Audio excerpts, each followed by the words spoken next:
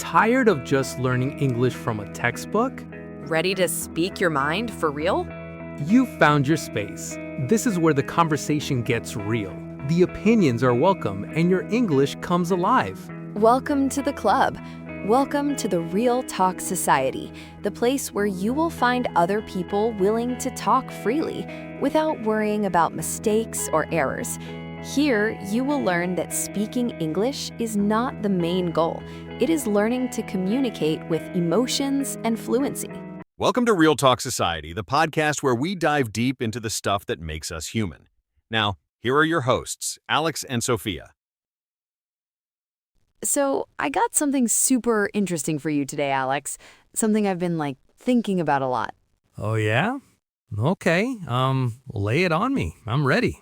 Okay, so have you ever noticed when someone's learning a new language, like English, for example, they can have all the right words, grammatically they're fine, but they still sound kind of plain?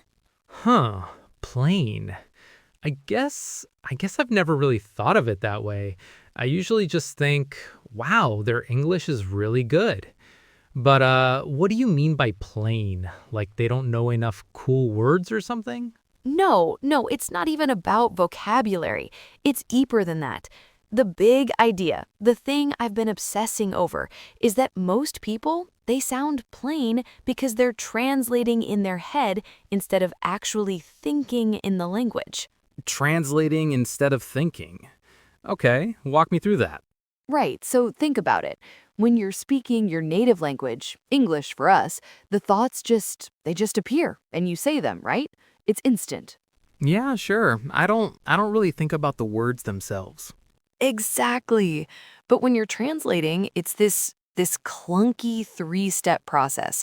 First, you have the thought in your native language. Second, you mentally scan for the words in the new language. Third, you try to assemble them into a sentence that makes sense. Okay. Right. That sounds exhausting. It's totally exhausting. And it absolutely kills the natural flow of a conversation. It's like, okay, imagine you're trying to have a quick back and forth, but for every single thing you want to say, you have to stop and solve a little puzzle first. The rhythm is just gone. Right, because conversation is all about that rhythm, that give and take. If one person is constantly buffering, it just falls apart. Buffering, that's the perfect word for it. It's like their brain's internet connection is super slow. And that's not their fault, it's just the process. But it makes the conversation feel stiff and unnatural. It's a conversion process, not a creative one. So that's why people sometimes get that robotic quality. I always thought it was just about getting the accent right, but you're saying it's the whole thought process behind it. Yes, oh my gosh, yes, that's exactly the next layer of this. It makes you sound robotic because you're literally trapped by the structure of your first language. Trapped by the structure? What does that mean? Okay, so every language has its own unique way of building sentences, its own melody.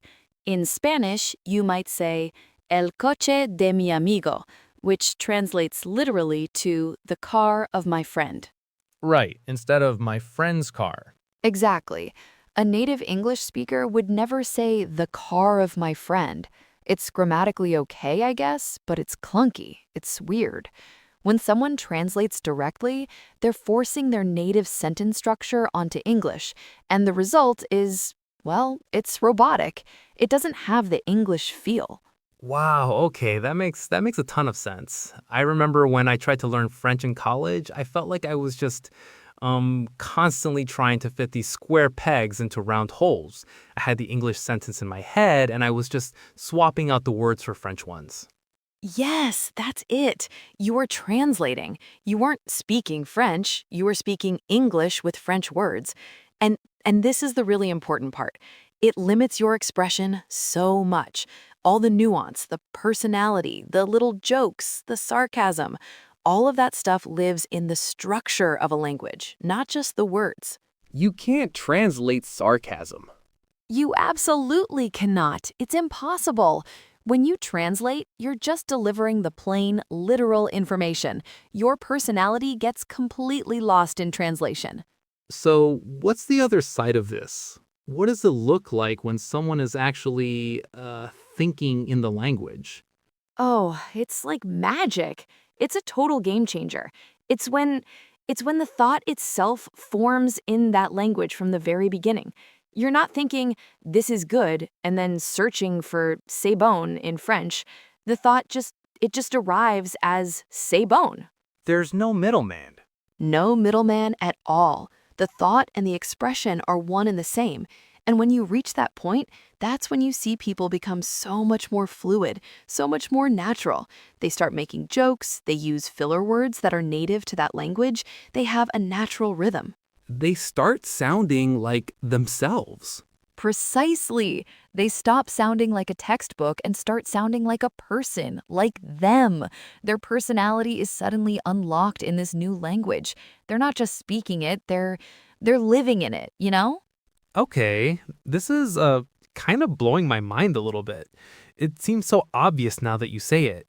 So the big question is, how do you get there? How do you actually make that switch from translating to thinking? Right. That's the billion-dollar question, and it's not easy, but it's simple. The answer is immersion. Full, total immersion. Like moving to another country? Well, that's the fast track for sure. But you can create it yourself. You have to force your brain to stop relying on English as a crutch.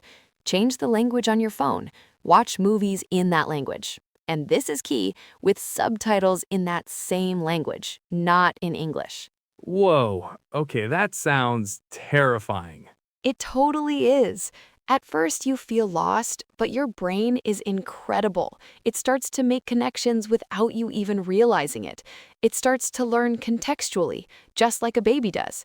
But the most important thing, Alex, the absolute most important thing is having real conversations. Not just like classroom exercises. No, forget the classroom. Find a language partner online, someone who wants to learn English, and just talk for an hour a week. Talk about your day, your hobbies, anything. The key is that it has to be low stakes. You have to be willing to make mistakes. You have to be willing to sound stupid for a while. That's the hard part, I think. The fear of sounding dumb. It's the hardest part, but it's essential. The goal isn't perfection. The goal is communication. And every time you force yourself to have a thought directly in that language, you're building a new neural pathway. You're teaching your brain that it doesn't need the English crutch. So it's less about memorizing vocabulary lists and more about just living in the language, even if it's just for a little while each day. Building a new neural pathway, it sounds so scientific when you put it like that. But in practice, it just feels like fumbling in the dark. How do you know if you're even building it in the right direction? What if I just get really good at saying grammatically incorrect sentences? 100%. It's about building a new set of instincts. You want to get to the point where you hear a question in Spanish and the answer just pops into your head in Spanish. That's the goal. So to wrap this all up, the main takeaway is if you're learning a new language and you feel like you can't really connect with people or that you sound plain or boring, the problem isn't your vocabulary, it's the process. You have to ditch the translation habit. Absolutely. Stop translating, start thinking. It's scary and it's messy, but that messiness is where all the real learning happens. That's how you finally start to sound like you. This was really, really insightful, Sophia. It's changed the way I'll think about language learning forever. Anytime. I told you it was interesting. It's so fascinating. All right, that's all the time we have for today on Real Talk Society. Join us next week when we talk about, Sophia, what are we talking about next week again? Oh, we are diving into the misfortunes of being afraid of the pronunciation and why it's secretly ruining your progress in communication. It is going to be a good one. I feel personally intrigued already. Can't wait. See you all then. Thanks for tuning in to Real Talk Society. Follow us on your favorite podcast platform so you never miss an episode. Don't forget to subscribe if you haven't done that already. You will be notified every time we upload a new podcast. And if you can share our podcast, that would be great too. Until next time, and have a great day.